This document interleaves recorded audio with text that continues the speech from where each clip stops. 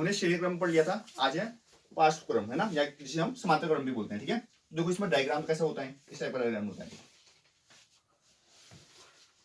यहाँ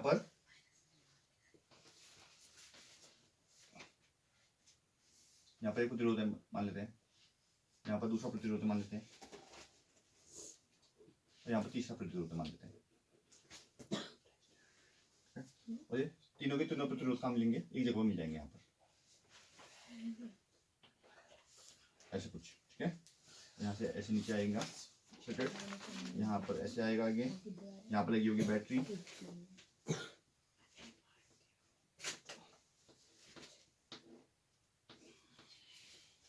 और ये आगे लगी होगी एक कुंजी, नोट करेंगे, आगे लगे होगा एक अमीटर, उसमें यहाँ पर होगा माइनस चार्ज, यहाँ होगा प्लस चार्ज,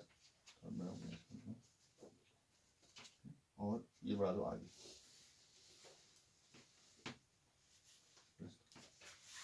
ठीक है, तो ये हो गया प्लस चार्ज, आप जानते हो, ये हो गया माइनस चार्ज, और जो करंट हो रहा है, फ्लो हो रहा है, धारा का ऐसे जा रहा है देखो, और यहाँ पर एक वोल्ट मीटर भी लगा रखा है इसमें,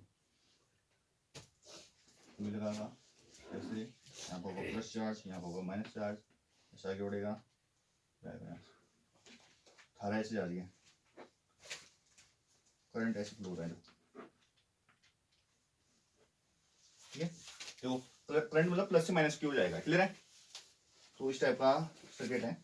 तो देखो इसमें होता क्या है, अब ये समांतर क्रम आ गया है, पहले श्रेणी क्रम था, श्रेणी क्रम में करंट सेम था, है ना, विद्युत धारा समान थी। अब जो समांतर क्रम में आता है, यहाँ से पार्श्व क्रम बोलते हैं, उसमें क्या समान होता है, विभवांतर समान होता है। तो हम बोलेंगे यहाँ पर I equal to I1 plus I2 plus I3। ठीक है, और आप ओम्स का नियम जानते हो, V बराबर IR होता है, I बराबर क्या हो जाएगा, V अपॉन R हो जाएगा, वन होगा। यहाँ पर क्या बोलेंगे, I इक्वल टू क्या रखेंगे, V अपॉन R रखेंगे, तो यहाँ V अपॉन R रख दिया।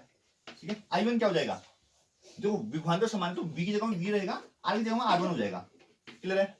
और I2 की जगह क्या हो जाएगा, V की जगह V रहेगा, R की जगह R2 हो जाएगा, ऐसी V अपॉन R3 हो जाएगा।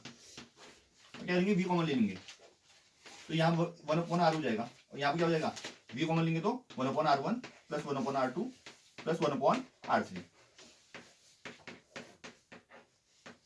इस V से ये V कट गया, तो 1/R बराबर 1/R1 plus 1/R2 plus 1/R3 हो गया समांतर क्रम में कुल प्रतिरोध। ठीक है, टोटल रेजिस्टेंस पैरेलल में क्या होगा, 1 upon R equal to 1 upon R1 plus 1 upon R2 plus 1 upon. समझ में नहीं आया, क्लियर है, इंपोर्टेंट है। इसमें क्या होता है, विभवांतर समान होता है, V का मान समान होता है, पर और करंट कैसे निकालोगे, वो रेजिस्टेंस कैसे निकालोगे, 1 upon R equal to 1 upon R1 plus 1 upon R2 plus 1 upon R3। जब हम सीरीज में देख रहे थे, श्रेणी क्रम में देख रहे थे, तो हमारा करंट समान था, I का मान समान आ रहा था, और R equal to R1 plus R2 plus R3 हम यूज करते थे, क्लियर है। अब एक क्वेश्चन करते हैं, देखो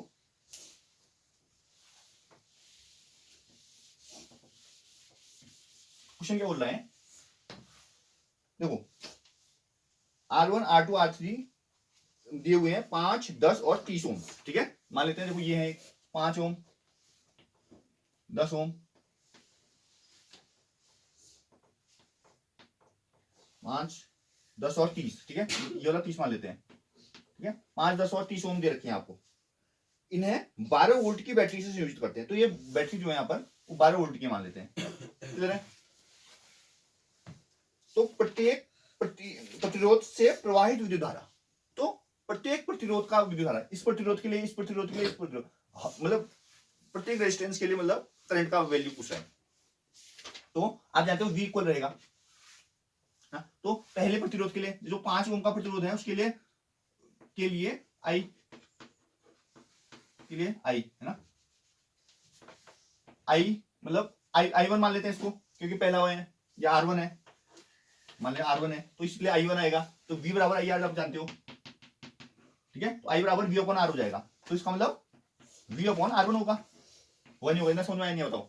तो V का मान आप जानते हो, देखो V क्या देखा है, 12 वोल्ट दे रखा है, तो आप रखेंगे क्या, 12 वोल्ट, तो 12 अपॉन क्या हो जाएगा, ओ क्या है, 5 है। ठीक है, तो लो 5 दूनी 10, 5 चौको 20, क्या आएगा, I का मान वैल्यू एम्पियर में रहता है, आप जानते हैं, तो 2.4 एम्पियर हो जाएगा, क्लियर है ना।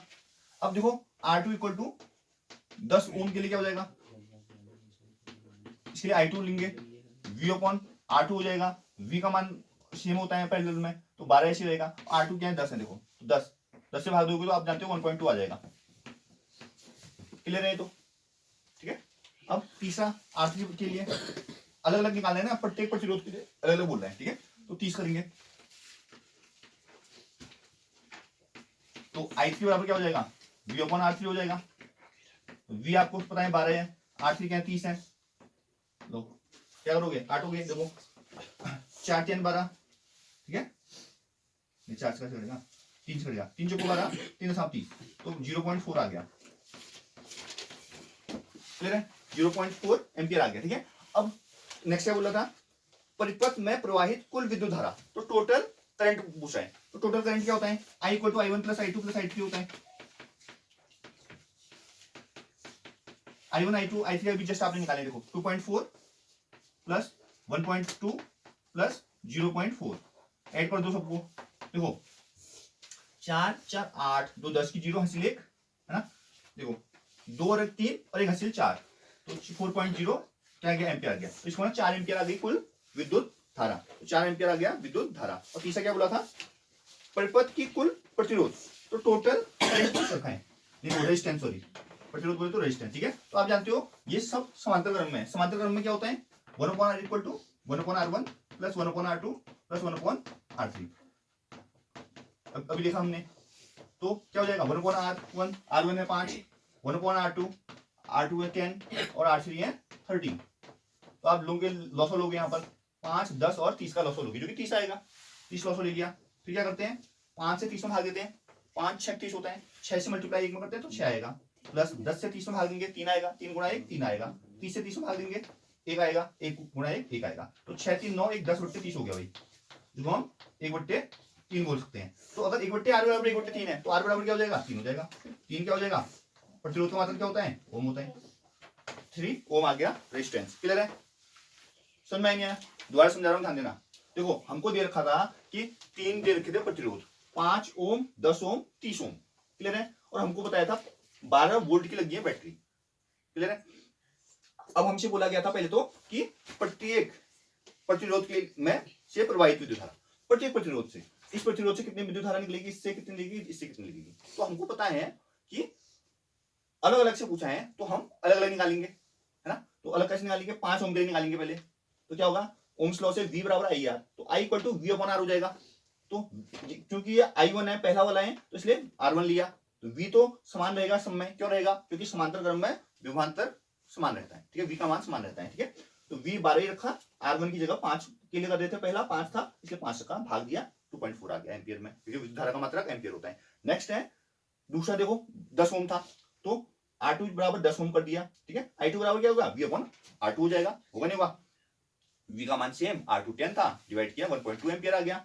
तीसरा R3 बराबर 30 ओम दे रखा है क्वेश्चन में, ठीक है। I3 बराबर V अपॉन R3 हो गया, V का मान सेम है 12, R3 30 है, कैंसिल किया आपने, 0.4 एम्पियर आ गया, ठीक है। फिर पूछा था कि परिपथ में प्रवाहित कुल विद्युत धारा, तो कुल विद्युत धारा क्या होती है, I equal to I1 plus I2 plus I3। ये अभी पहले देखा था हमने, पहले में ये फॉर्मूला होता है, ठीक है, समांतर क्रम में। तो I1 ये था, I2 ये था, I3 ये था, तीनों को जोड़ा 4 एम्पियर आ गया, ठीक है।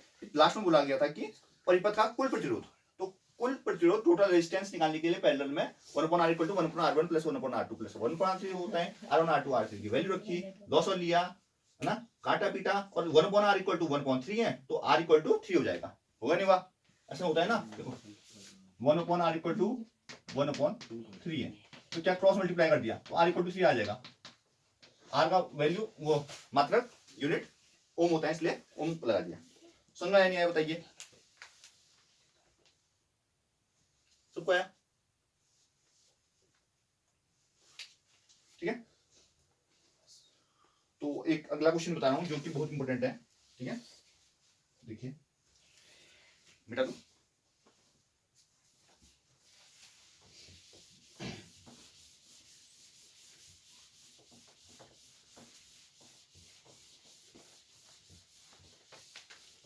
तो ये क्वेश्चन बहुत थोड़ा कुछ बार पूछा गया है, ठीक है। मैं चित्र बना रहा हूं उसका, देखना नंबर से,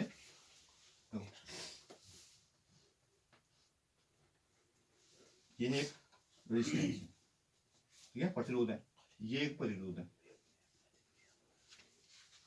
ऐसे आगे बढ़ रहे हैं, ऐसे कर रहे हैं, यहाँ पर आ रहे हैं नीचे, नीचे को ऐसे आ रहे हैं, यहाँ पर लगी है तुम्हारी बैटरी।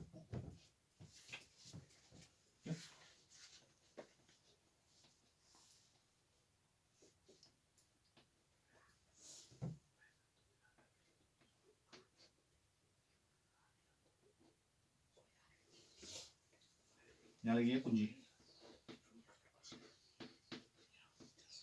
यहाँ लगी है फिर 3 प्रतिरोध लगा रखे हैं। तो ये लगा दिया, एक ये लगा दिया,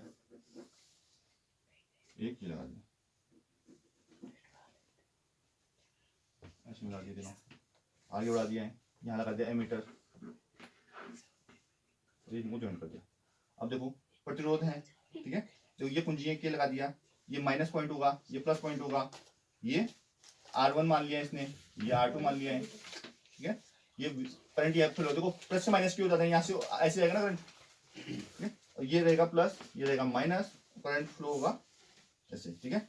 अब ये दे रखा है आपको, इसमें गौर देने वाली बात है, क्वेश्चन तो पढ़ता हूं मैं, इसमें तो मिक्स दे दिया, ये श्रेणी और समांतर दोनों चल रहे हैं। देखो ये दोनों चल रहे हैं समांतर, ये तीनों चल रहे हैं समांतर।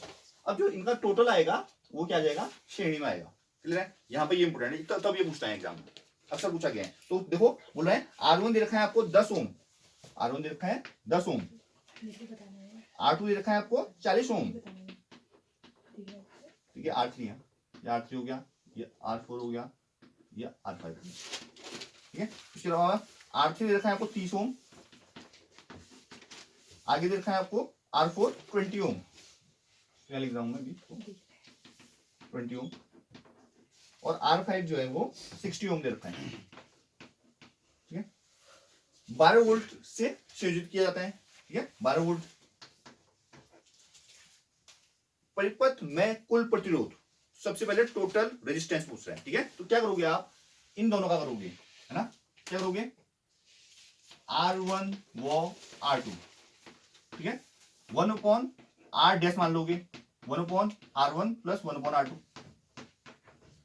क्लियर है। देखो ये दोनों समांतर में दिख रहे हैं आपको, तो क्या हो जाएगा, देखो 1/R dash equal to 1/R1 मतलब 1/10 प्लस 1/40, तो क्या हो जाएगा, 40 लॉस आएगा, 10 से 40 में डिवाइड करो 4 आएगा, 4 into 1 4 आ जाएगा, बीच में प्लस लगाएंगे तो प्लस, 40 से 40 में डिवाइड करोगे 1 1 to 1 1, तो 5 1 40 हो जाएगा, जो कि कैंसिल करोगे आप, 5 कम 5 5 8 40, तो R equal to R dash equal to 8 ohm आ जाएगा, ठीक है, R डैश आ गया। अब करेंगे R2 R3 सॉरी R4 वो R5 के लिए, ठीक है।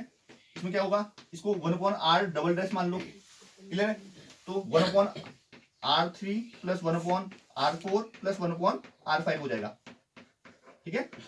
अब रखोगे आप 1/R डबल डैश, क्या हो जाएगा, 1/R3, R3 क्या है 30, R4 क्या है 20, R5 क्या है 60, लॉस ले लो 60 आएगा, 30 20 और 60 का 260 आता है, तो क्या करोगे, अब 30 से 60 में भाग दोगे 2 आएगा, 2 एकम 2, प्लस लगाए तो प्लस, 20 से 60 में भाग दोगे 3 आएगा, 3 गुणा 1 3, प्लस लगाए प्लस लगा दो, 60 से 60 में भाग दोगे 1 आएगा, 1 गुणा 1 आएगा, 3 2 5 और 6/60 आ गया, जो कि 10 आएगा, 6.10 वो 60 होता है, तो R डबल डैश बराबर क्या आ गया 10 ओम आ गया, क्लियर है।